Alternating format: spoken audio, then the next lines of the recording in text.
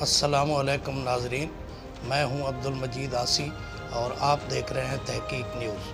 آپ کے اپنے پروگرام آسی نامہ کے ساتھ ایک دفعہ پھر حاضر خدمت ہوں۔ ناظرین، پچھلے پروگرام میں ہم نے آپ سے وعدہ کیا تھا کہ ملک کے نامور اوورسیز امپلائمنٹ پروموٹرز کے ساتھ آپ کا تعارف کرایا جائے گا۔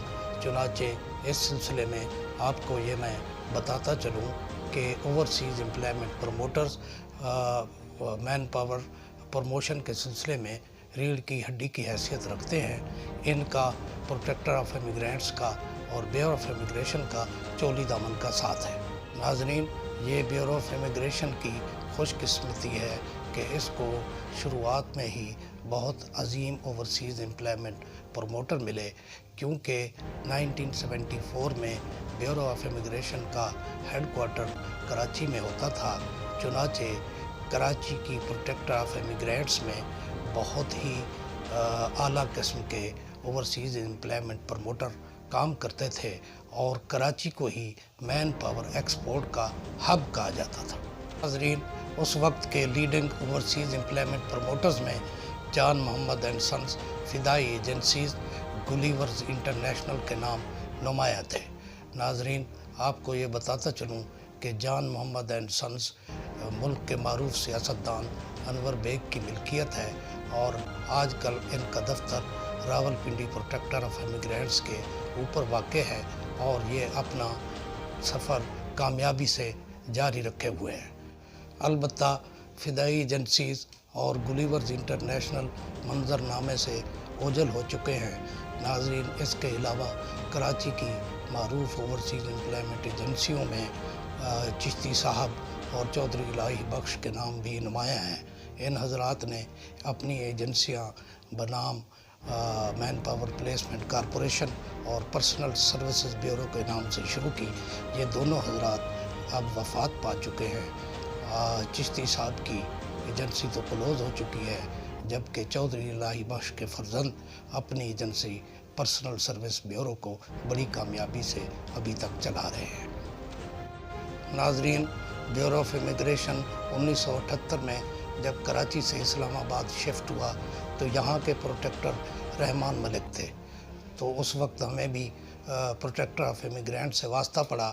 یہاں آ کر معلوم ہوا کہ جو اوورسیز امپلائمنٹ نمایاں کردار ادا کر رہے ہیں ان میں السید انٹرنیشنل کے colonel Aslam Shah, Raja Saleem recruiting agency کے راجہ محمد سلیم، ٹرانس عربین کے Muhammad Ishaq Qureshi, M Khan recruiting agency کے ایم خان شامل ہیں۔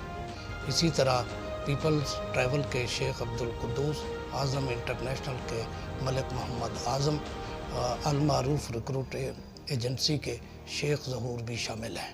اس کے علاوہ الاسلم انٹرپرائزز کے کیپٹن محمد اسلم اور دیگر لوگ شامل ہیں۔ ناظرین، ان اوورسیز امپلائمنٹ پروموٹرز کے کام کا یہ عالم تھا کہ ان کے دفاتر کے جانے کے لیے آپ کو بڑی مشکلوں سے گزرنا پڑتا تھا اور پروٹیکٹر آف امیگرینٹس میں ان کے روزانہ پروٹیکٹر ہونے والے پاسپورٹ کی تعداد سینکڑوں میں ہوتی تھی۔ ناظرین، ریکروٹنگ ایجنسی کے مالک ایم خان کا کام ان کی وفات سے پہلے ہی کلوز ہو گیا تھا، کیونکہ انہوں نے اپنا سارا سرمایہ عراق میں موصل ڈیم کے ٹھیکے میں لگا دیا تھا، جو کہ عراق کے حالات خراب ہونے کی وجہ سے بند ہو گیا تھا۔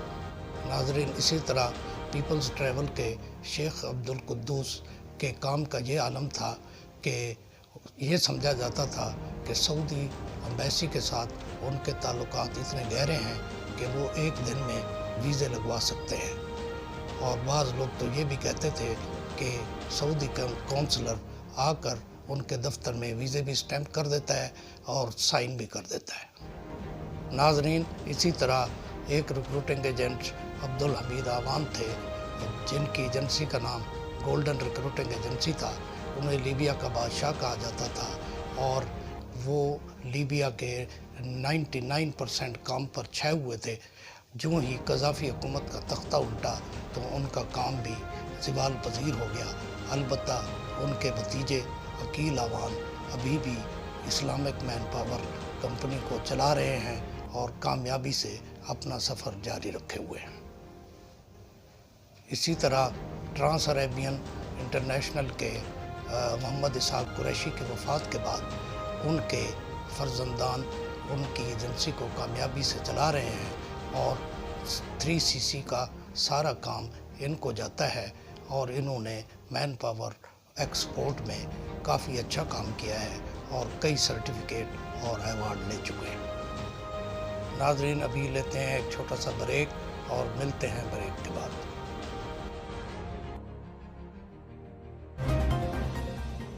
अस्सलाम वालेकुम जी, क्या हाल है वालो? ठीक हो? सेहत पीता ठीक ना हो जनाब? आ जाए असा तहकीक न्यूज़ ने स्टूडियो बैठे हैं इत्थे तो माशाल्लाह ये वेब चैनल है जी, पूरी दुनिया चलसी तो ये शुरू करने पे बड़े अच्छे अच्छे प्रोग्राम हो अपने पठवारने सिलसिले च ना।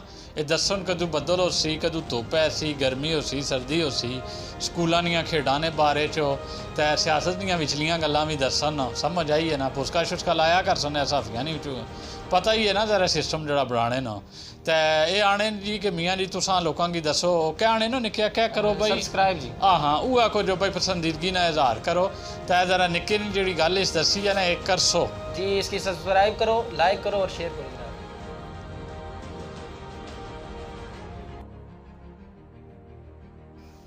वेलकम बैक नाजरीन।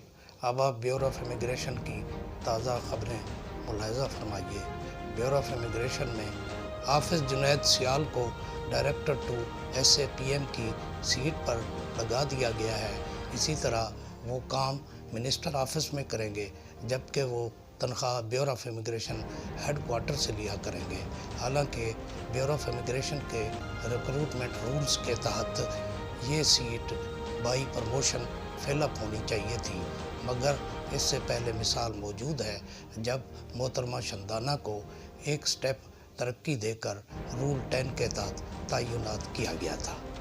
नाजरीन, हाफिज़ जुनैद सियाल एक मेहनती और काबिल अफसर समझे जाते हैं और इनका दूसरा तारुफ ये है कि ये मलिक अमीर सियाल के फ़र्जंद अर्जमंद हैं।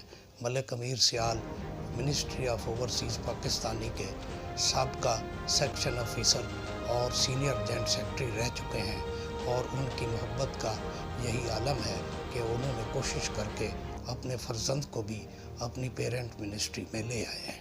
नाजरीन, कोरोना वायरस के मनफी असरात मैन पावर एक्सपोर्ट पर भी पड़ना शुरू हो गए हैं और अभी से प्रोटेक्टर ऑफ इमिग्रेंट्स ऑफिसेज और प्रमोटर हजरात के दफातर वीरान होना शुरू हो गए हैं और आने वाले वक्त में इसके मज़ीद असरात पड़ने के इम्कानात हैं, क्योंकि अफरादी क़ुव्वत हासिल करने वाले ज़्यादातर ममालिक ने पाबंदी लगाना शुरू कर दिया है।